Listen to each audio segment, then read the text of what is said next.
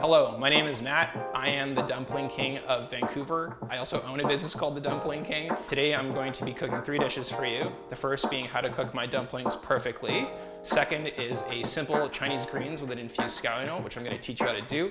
And third is a Sichuanese dish called Mapo Tofu, using ingredients you can find off the Spud platform as well as your local grocers, most specifically Chinatown.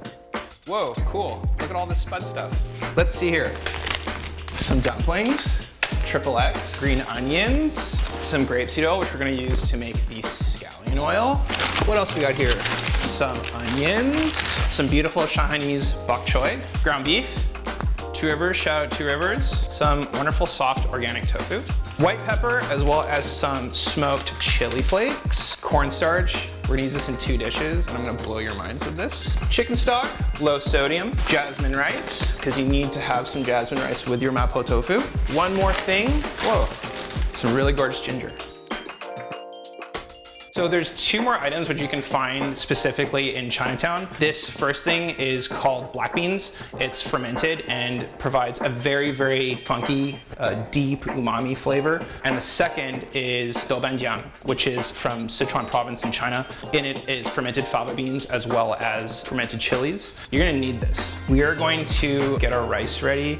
So let's say we put 2 cups and we're gonna use cold water. So as you can see, quite a bit of starch has come out, and that's really important to wash your rice. We're just gonna let this sit. The amount of water in here is not really any amount, it's just enough to cover it, and we're gonna soak it before we put it in the rice cooker. We have our tofu here. We're going to cut these into cubes, and we're going to put this in a saucepan, very gently. We're also going to add some water. Don't run your water directly on your tofu because it'll just break it up. So we're gonna lightly salt the water and we're gonna put it on a medium to low heat. So what we're gonna do is we're going to prep the garnish for the Mapo tofu. I wanna garnish with the greens and we're gonna cut them quite finely so they have a beautiful contrast to the red of the Mapo tofu as well as like a more floral flavor for garnish. I just like to use my cleaver. I can scrape and just put it straight in the bowl. Go buy a cleaver, everyone. And so these whites here, don't throw them away. Again, the perk of having a cleaver is you can just bust them up a little bit. And what this is gonna happen is when it's put in the infused oil we make for the vegetables, it will release faster. 1 onion for the scallion oil. And I'm just gonna chop. And this is basically all you need. And we'll set that aside. A very tiny baby ginger. I like to use a potato peeler. Some people use a spoon. I don't have time for that. I'm okay with that. Garlic time. Some little baby garlics here. Oh, you wanna hear a cool tip? So if you have garlicky fingers, you can take a metal spoon and rub it under cold water and your fingers won't smell like garlic anymore. Some science, I'm not sure. You can just do that. I like Chinese bok choy. I grew up eating this one. It looks like jade, it tastes good. We are just going to bisect this down. That's basically it. You can put this through a food processor, but I'm doing this like old school. I'm gonna use like this much, and I'm just gonna like take my knife and I'm just gonna chop it. Oh, you can hear this bubbling. You can see that we're getting some bubbling action, you know, oxygen is leaving. I'm just gonna turn the heat on low, and I'm just gonna let this sort of infuse. So we're gonna do the same with this. As you can see, these are basically like whole beans. So we have our tofu, which has been just chilling out in some hot salted water. We have our scallion oil, which has sufficiently infused. It's just off the heat, chilling out. And we're actually going to start the Mapo tofu cooking process. Something you're gonna need as well, Sichuan peppercorns. Can you tell that I like Sichuan peppercorns? This is actually a peppercorn which is indigenous to Sichuan province. A lot of conceptions around Sichuanese food is that it's just like spicy. The red Sichuanese peppercorn has an aesthetic quality to it, which actually makes your tongue go numb. And the Chinese call it mala. I'm just gonna like I like a lot of it. So I'm just gonna like put a bunch. What's eventually gonna happen is that you're gonna see little sort of oil streaks in the wok, and that's the oil coming out of the spices. So Thai cooks, Indian cooks do the same thing when they temper their spices for their curries. These are basically toasted. It doesn't take very long. And I'm actually going to put them in my pestle and mortar, and I'm gonna grind these up. I'm gonna turn the heat off. And this Chinese technique is called liang yao, which is to create a non-stick surface in the pan. And I'm just going to like move the oil around. Did you notice that it's not sticking? You can't notice that because you guys are on the other side of the room.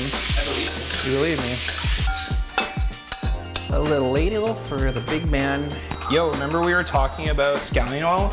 You can purpose it for stir frying. I'm just gonna put a little bit here. Heat's gonna go on low. And we're gonna add our chili paste. We wanna cook it through.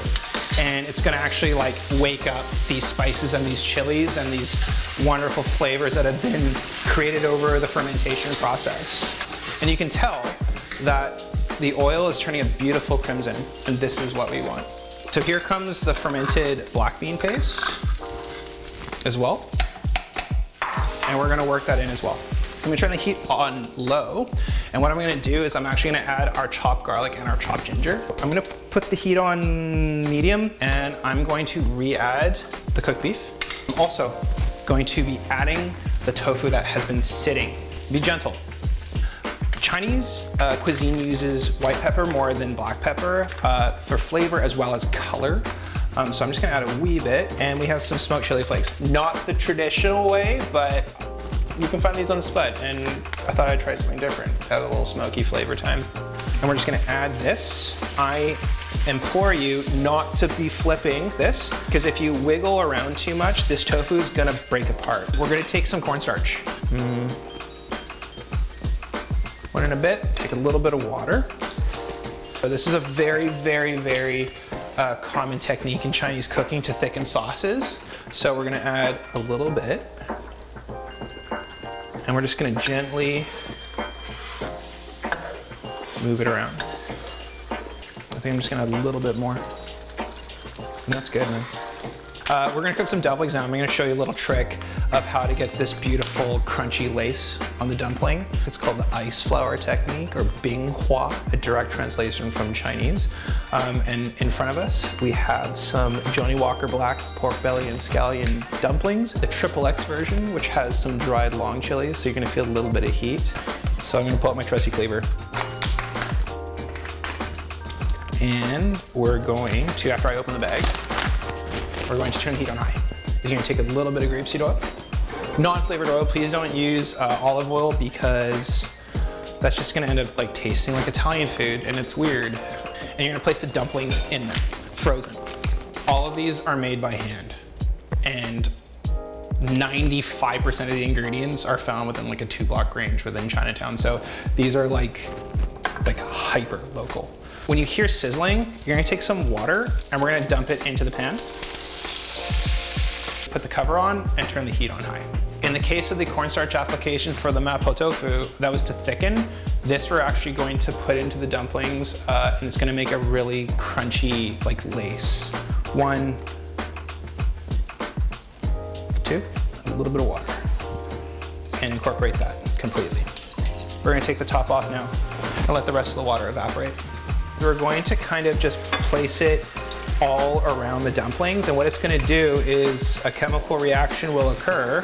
It'll start to congeal. Mapo tofu, done. Scallion oil, done. Dumplings, crunchy, lacy, delicious, ready to be devoured. We just need to blanch some bok choy. It's very anticlimactic end to this meal, but here we go. I don't know. Do you eat your vegetables? I do. Sichuan peppercorn that we toasted.